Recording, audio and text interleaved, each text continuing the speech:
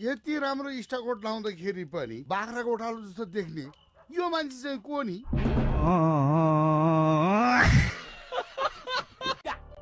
I am from Kathmandu. I am international mama. You insult me. I have the consultancy for higher education. IELTS and TOEFL. You understand Charka Chapel?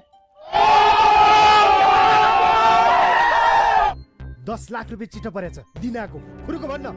मेलामा जानु भएको छ ए उतै गएर दिनु पर्ला चिठो पर्यो भन्छ अहिलेसम्म चाउचाउमा 10 रुपैयाँ परेको छैन त्यसलाई एक पाइल ल्याक पछि पुग्नु पो खाजी मिगामु पढिम चोमी खारा छ्यागा दुर्ति धुरी नाग्दै पो खाजी के मिगामु पढिम चोमी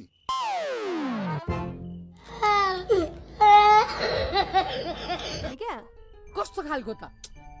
त्यो पेपर म्यारेज भन्ने हुन्छ नि हो त्यस्तो खालको ए त्यस्तो बिहामा चाहिँ पहिल्यै परिवार नियोजन गरे हुन्छ तपाई बाउ आमा हो त म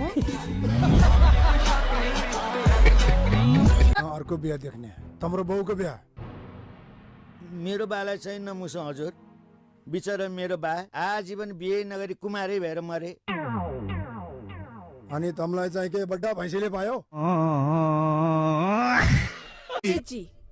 तपाईले बिहे गराउनुहुन्छ हैन ताल परे सरादे ठोदिन्छु कैसा लगा मेरा मजाक अरे हो भाइहरु आज दिन्छै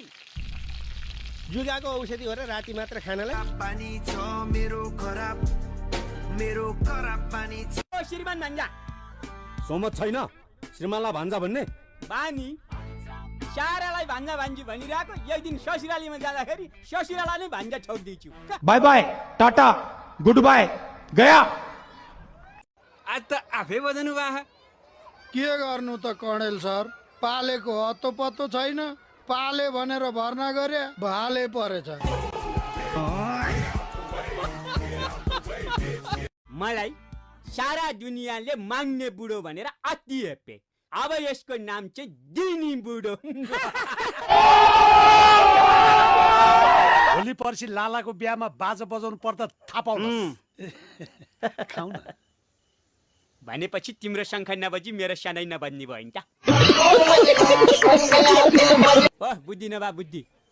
हिटलरले रौसी खाएर स्वाहानी कुटिया कुरा चाहिँ नपत्याउनु नि भक्को स्वास्नी पनि लखेट्यो यार त्यसको नियतमै खोट छ अहिले त फोन पनि उठाउँदैन साला सालेलाई इङ्ग्लिसमा गाली गर्न मन लाग्छ इङ्ग्लिस आउँदैन र मात्रै हो एउटा डिक्सनरी किनेर